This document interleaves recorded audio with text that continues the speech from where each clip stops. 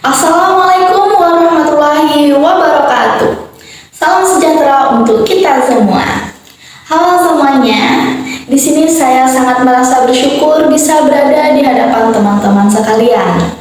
Sebelumnya, perkenalkan, nama saya Alia Sri Cahyani dengan NIM 12170523285 yang akan mempresentasikan hasil diskusi kelompok 10 tentang New Public Service.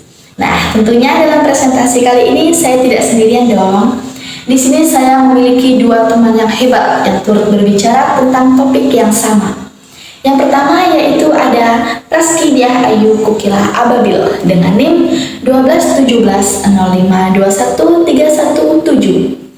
Dan juga ada teman kami yang bernama Rizky Fadiah dengan NIM 12170525083. Baiklah, tanpa berlama-lama lagi, yuk langsung ke videonya. Mari menyaksikan. Baiklah, di sini saya akan menjelaskan tentang paradigma New Public Service. Paradigma New Public Service merupakan konsep yang dimunculkan melalui tulisan Janet Den Hart dan Robert Den Hart yang berjudul The New Public Service yang diterbitkan pada tahun 2003. Paradigma New Public Service dimaksudkan untuk mengkontur paradigma administrasi yang menjadi arus utama saat ini, yakni paradigma New Public Management. Tulisan Janet Den Hart dan Robert Den Hart yang berjudul The New Public Service dapat digunakan untuk mengetahui perkembangan paradigma administrasi negara klasik sampai dengan administrasi negara kontemporer. Dari buku inilah konsep New Public Service mulai dikenal. Buku ini diawali dengan kalimat pemerintahan, tidak seharusnya digerakkan seperti bisnis. Menjalankan pemerintahan sama dengan menggerakkan tatanan demokrasi.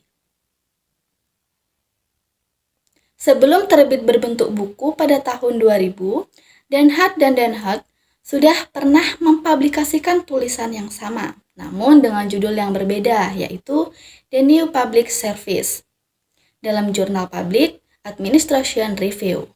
Kemudian disusul dengan tulisan yang lain, tetapi kurang lebih dengan ide yang sama dalam International Review of Public Administration pada tahun 2003, dengan judul The New Public Service. Buku yang diterbitkan pada tahun 2003 ini adalah repetisi dan modifikasi dari dua tulisan yang pernah muncul sebelumnya. Den Hart dan Den Hart mencoba membagi paradigma administrasi negara atas tiga kelompok besar, yaitu paradigma The Old Public Administration, The New Public Management, dan The New Public Service. Selanjutnya, perspektif New Public Service mengawali pemandangannya dari pengakuan atas warga negara dan posisinya yang sangat penting bagi pemerintahan demokratis. Jati diri warga negara tidak hanya dipandang sebagai semata persoalan kepentingan pribadi, namun juga melibatkan nilai, kepercayaan, dan kepedulian terhadap orang lain. Selanjutnya, teori New Public Service memandang bahwa birokrasi adalah alat rakyat dan harus tunduk kepada apapun suara rakyat. Sepanjang suara itu rasional dan legitimate secara normatif dan konstitusional. Seorang pimpinan dalam birokrasi bukanlah semata-mata makhluk ekonomi seperti yang diungkapkan dalam teori New Public Management, melainkan juga makhluk yang berdimensi sosial, politik, dan menjalankan tugas sebagai pelayanan publik. Selanjutnya di sini ada akar dari New Public Service. Dapat ditelusuri dari berbagai ide tentang demokrasi yang pernah ditemukan oleh Demok, Dahl, dan Waldon. New Public Service berakar dari beberapa teori yang meliputi yang pertama yaitu ada teori tentang demokrasi kewarganegaraan, perlunya pelibatan warga negara dalam pengambilan kebijakan dan pentingnya deliberasi untuk membangun solidaritas dan komitmen guna menghindari konflik. Yang kedua yaitu ada model komunitas dan masyarakat sipil akomodatif terhadap peran masyarakat sipil dengan membangun social trust, kohesi sosial, dan jaringan sosial dalam tata pemerintahan yang demokratis. Selanjutnya, yang ketiga yaitu ada teori organisasi humanis dan administrasi negara baru. Administrasi negara harus fokus pada organisasi yang menghargai nilai-nilai kemanusiaan dan respon terhadap nilai-nilai kemanusiaan, keadilan, dan isu-isu sosial lainnya. Yang keempat yaitu ada administrasi negara postmodern, mengutamakan dialog terhadap teori dalam memecahkan persoalan publik tentang menggunakan one best way perspektif. Jadi, New Public Service adalah paradigma yang berdasarkan atas konsep-konsep yang pada hakikatnya sesuai dengan nilai-nilai yang ada di masyarakat. Peran dari pemerintah adalah mengolaborasikan antara nilai-nilai yang ada sehingga kongruen dan sesuai kebutuhan masyarakat. Sistem nilai dalam masyarakat adalah dinamis, sehingga membutuhkan pelayanan yang prima dari pemerintah. Baiklah, saya akan melanjutkan presentasi kelompok kami tentang New Public Service. Yang mana dalam hal ini saya akan menyampaikan tentang prinsip-prinsip New Public Service. Dan juga dimensi pengukuran keberhasilan dan penerapan New Public Service. Baiklah, langsung saja yang pertama adalah prinsip New Public Service. Adapun prinsip-prinsip yang ditawarkan oleh Janet V. Denhart dan Robert V. Denhart adalah sebagai berikut. Yang pertama adalah melayani warga negara, bukan customer. New Public Service memandang publik sebagai citizen atau warga negara yang mempunyai hak dan kewajiban publik yang sama. Dengan demikian, adanya unsur paksaan dalam mematuhi kebijakan publik menjadikan relasi negara dan publik tidak bersifat sukarela. Karena itu, abdi negara tidak hanya responsif terhadap customer, tetapi juga fokus pada pemenuhan hak-hak publik serta upaya membangun hubungan kepercayaan dan berkolaborasi dengan warga negara. Yang kedua adalah mengutamakan kepentingan publik. New Public Service berpandangan bahwa aparatur negara bukan aktor utama dalam merumuskan apa yang menjadi kepentingan publik. Administrator negara mempunyai peran membantu warga negara mengartikulasikan kepentingan publik. Oleh karena itu, sudah semestinya warga negara diberikan suatu pilihan di setiap tahapan proses pemerintahan, bukan hanya dilibatkan dalam masa pemilu saja. Kemudian, prinsip yang ketiga adalah kewarganegaraan lebih berharga daripada kewirausahaan. New Public Service memandang keterlibatan citizen dalam proses administrasi pemerintah lebih penting ketimbang pemerintah yang digerakkan oleh semangat kewirausahaan. New Public Service berargumen bahwa kepentingan publik akan lebih baik bila dirumuskan dan dikembangkan oleh aparatur negara bersama-sama dengan warga negara yang punya komitmen untuk memberikan sumbangan berarti pada kehidupan bersama daripada oleh manajer yang berjiwa kewirausahaan yang hanya bertindak seolah-olah uang dan kekayaan publik itu milik mereka pribadi. Kemudian prinsip yang keempat yaitu berpikir strategis, bertindak demokratis. Prinsip ini berkaitan dengan bagaimana administrasi publik menerjemahkan atau mengimplementasikan kebijakan publik sebagai manifestasi dari kepentingan publik. Fokus utama implementasi dalam New Public Service pada keterlibatan citizen dan pembangunan negara. Keterlibatan citizen merupakan bagian yang harus ada dalam implementasi kebijakan dalam sistem demokrasi. Kemudian, prinsip yang kelima adalah mengetahui bahwa akuntabilitas bukan hal sederhana. Administrator publik bukanlah wirausaha atas bisnisnya sendiri, di mana konsekuensi ataupun kegagalan akibat keputusan yang diambilnya akan ditanggungnya sendiri. Risiko atas kegagalan atau kesalahan suatu implementasi kebijakan publik akan ditanggung oleh semua masyarakat. Karena itu, akuntabilitas administrasi publik bersifat kompleks dan banyak dimensinya seperti pertanggungjawaban profesional, legal, politis, dan demokratis. Selanjutnya yaitu fungsi yang keenam adalah melayani ketimbang mengarahkan. Kepemimpinan dalam New Public Service merupakan shared leadership, di mana kendali kepemimpinan tidak terpusat di tangan atasan, tetapi melibatkan banyak orang ataupun banyak kelompok. Kedudukan pemimpin di sini bukan sebagai pemilik, tetapi pelayan publik atau abdi masyarakat. Kemudian yang terakhir yaitu prinsip ketujuh adalah menghargai manusia, bukan sekedar hanya produktivitas. New Public Service tidak melihat manusia sebagai pemalas atau hanya mementingkan dirinya sendiri. Perilaku manusia juga didorong oleh faktor-faktor martabat manusia, rasa memiliki dan dimiliki, perhatian pada orang lain, pelayanan, dan kepentingan publik. Oleh karena itu, ukuran kinerja pegawai tidak semata-mata parameter ekonomi, tetapi juga nilai-nilai kejujuran, kesetaraan, responsivitas, pemberdayaan, dan sebagainya. Untuk selanjutnya adalah dimensi pengukuran keberhasilan penerapan New Public Service. Ada 10 dimensi untuk mengukur keberhasilannya, yaitu yang pertama adalah tangible. Tangible merupakan menekankan pada penyediaan fasilitas fisik, peralatan, personil, dan komunikasi. Yang kedua adalah reliability, yaitu kemampuan unit pelayanan untuk menciptakan yang dijanjikan dengan tepat.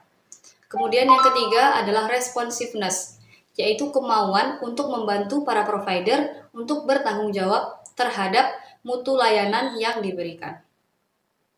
Kemudian yang keempat adalah kompetensi, yang merupakan tuntutan yang dimilikinya pengetahuan dan keterampilan yang baik oleh aparatur dalam memberikan layanan. Kemudian yang kelima yaitu courtesy, yang artinya sikap atau perilaku ramah, bersahabat, tanggap terhadap keinginan pelanggan, serta mau melakukan kontak atau hubungan pribadi. Kemudian yang keenam adalah credibility, yaitu sikap jujur dalam setiap upaya untuk menarik kepercayaan masyarakat. Dan yang ketujuh adalah security, yang merupakan jasa pelayanan yang diberikan harus dijamin dan bebas dari bahaya dan resiko. Yang kedelapan adalah akses, yaitu terdapat kemudahan untuk mengadakan kontak dan pendekatan. Kemudian yang kesembilan adalah communication, yaitu kemampuan pemberi layanan untuk mendengarkan suara, keinginan, ataupun aspirasi pelanggan, sekaligus kesediaan untuk selalu menyampaikan informasi yang baru kepada masyarakat. Kemudian yang ke-10 adalah understanding customer, yaitu melakukan segala usaha untuk mengetahui kebutuhan para pelanggan. Demikian penyampaian dari saya, selanjutnya akan disampaikan oleh rekan saya Rizky Fadia. Selanjutnya yaitu D, konsep New Public Service di Indonesia. Di Indonesia sendiri, penerapan New Public Service sudah sangat lama dibicarakan dan berusaha untuk direalisasikan. Namun, dalam kenyataannya masih terkendala banyak hal dan tidak sesuai dengan apa yang diharapkan.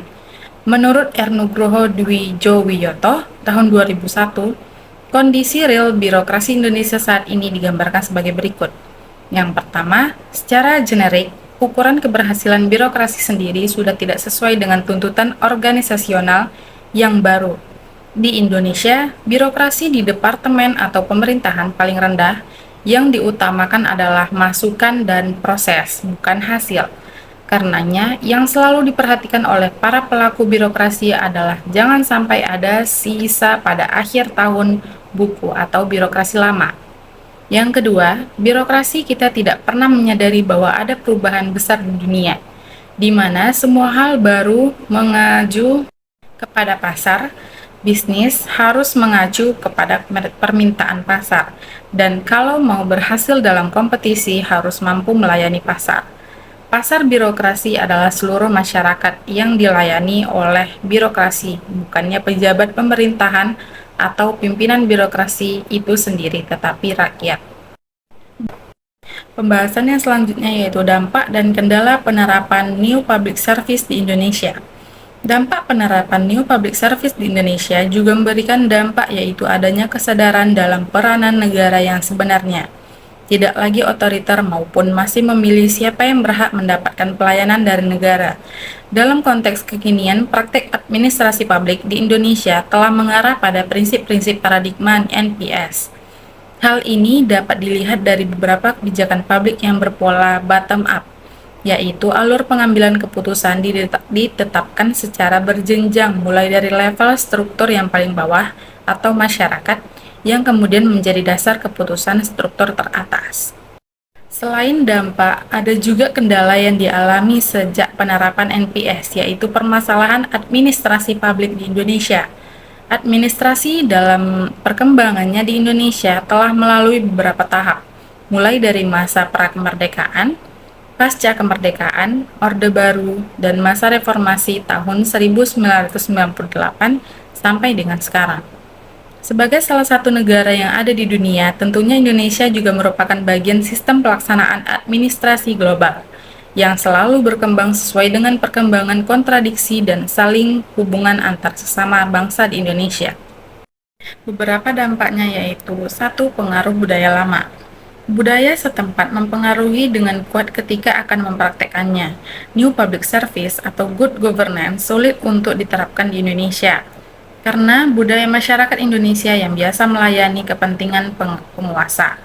Maka, aparatur yang seharusnya melayani masyarakat malah berbalik arah untuk minta dilayani, dan masyarakat pun dengan senang hati melayani kepentingan atau kemauan penguasa dalam hal pengurusan permasalahan administrasi pemerintahan.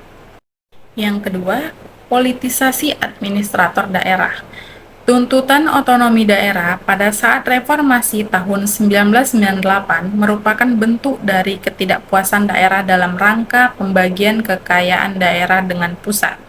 Walaupun hanya daerah-daerah tertentu atau daerah yang kaya seperti Riau, Aceh, Kalimantan Timur, dan sebagainya yang menuntut ruang yang lebih besar dalam pengelolaan kekayaannya atau mereka akan melepaskan diri dari NKRI. Yang ketiga, kurangnya sosialisasi dari pemerintah. Semua urusan sebenarnya sudah ada peraturannya, tapi sayangnya peraturan-peraturan itu kurang disosialisasikan. Jadi kita seperti buta saat mencoba mencari tahu tentang sesuatu. Seperti masuk ke dalam labirin. Informasi mengenai kejadian mengenai peraturan dan prosedur baku yang berlaku masih sangat kurang. Padahal ini sangat penting terutama di pos-pos pelayanan masyarakat yang strategis. Dan yang terakhir, kinerja pegawai rendah. Sudah jadi rahasia umum kan, kalau etos kerja pegawai pelayanan publik kita buruk. Ini termasuk masalah kedisiplinan yang rendah, attitude dalam memberikan pelayanan yang kurang baik, maupun kurang tegasnya sanksi bagi pegawai yang bekerja buruk. Baiklah, sekian paparan materi yang dapat kami sampaikan tentang New Public Service. Jika ada kesalahan, mohon dimaafkan. Saya tutup dengan wabillahi taufiq wal hidayah. Wassalamualaikum warahmatullahi wabarakatuh.